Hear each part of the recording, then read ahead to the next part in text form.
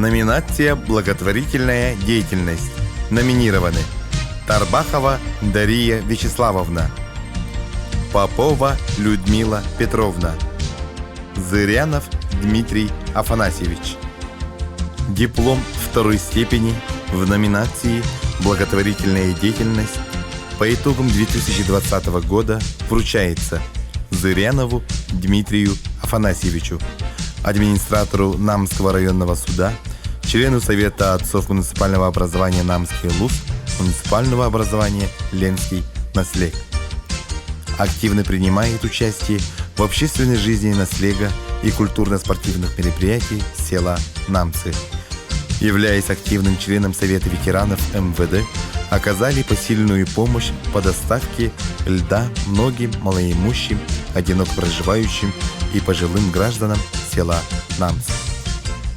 Диплом первой степени в номинации «Благотворительная деятельность» по итогам 2020 года вручается Поповой Людмиле Петровне, индивидуальному предпринимателю, руководителю торгового центра «Ассоль».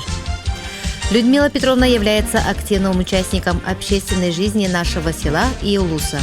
В 2020 году оказала огромную поддержку и спонсорскую помощь в работе общественной организации «Харды».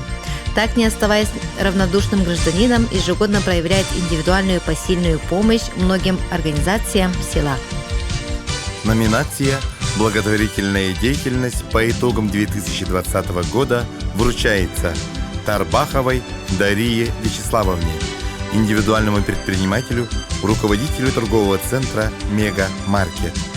Дарья Вячеславовна ежегодно оказывает посильную помощь в благотворительной акции «Помоги собраться в школу», предоставив детям школьные канцелярские принадлежности, школьные рюкзаки, настольные игры для детей.